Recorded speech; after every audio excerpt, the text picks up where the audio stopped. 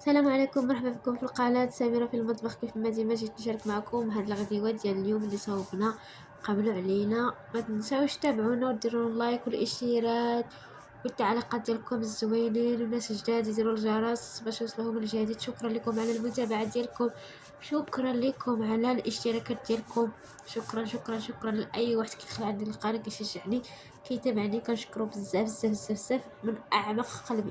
الله يخطيكم عليا، شكرا لكم. المهم جيت نقسم، اسمحوا لي حيت ربني البرد شويه. نقسم معاكم الغديوه ديالنا ديال الناس البسطاء المتواضعين اللي بحالنا، هما اللي نشارك معاهم الفيديوهات ديالنا.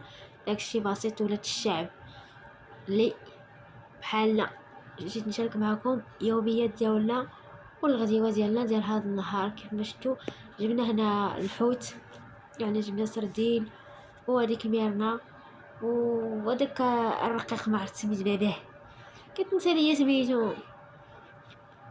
المهم راه الناس كيعرفوه كتعرفوه. حيت انا كيعجبني الصراحه، كيكون فيه بزاف هذاك العظم ما كيعجبنيش. المهم الترمله، اي واحد كيعرف ترملات الحوت. واخا هكا نقول لكم مقادير.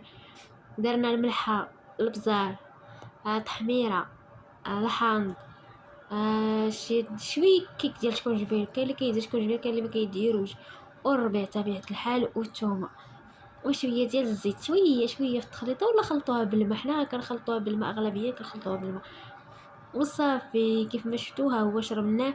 درناه في الفران، حنا ما كنقليوش هذاك سردين، تنديرو في الفران. هذا هو اللي غنقليو. هذا اللي ما عرفت سميتو تنسيت ليا، سمحوا لي والله ما عقلت على سميتو. ديك الرقيقه ما عرفت سميتها. المهم هنا بديت تنوريكم شلاضه، ودرنا شويه الفريت، ها هي درناها كتقلى هذيك، وسردين درناها في الفران، وميرنا درناها في الفران.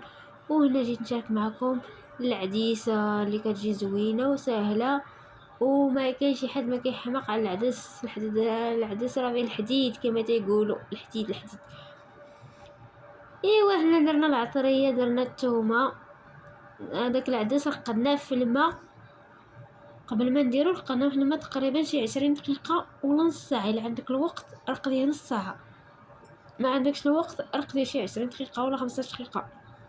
ملي كيطيب العدس الا رقدتيه قبل ما كيتحلش نهائيا، تبقى عديسه بحال هكاك طايبه مقاده زوينه. هنا درنا الخرقوم، سكونجبير، البزار، الربيع، الثومه، هذا الشيء كامل اللي درنا. وها هو الغديوه. نتمنى يعجبكم. ما تنسوش علينا اللايكات ديالكم والتعليقات ديالكم، وشكرا لكم المتابعين ديالنا الزوينين. وهنا الفلفله مشويه، كيف ما شفتوا داكشي بسيط وسهل في متناول الجميع. هاكم بك هاكم بك، وشكرا لكم يا خوتي العزاز.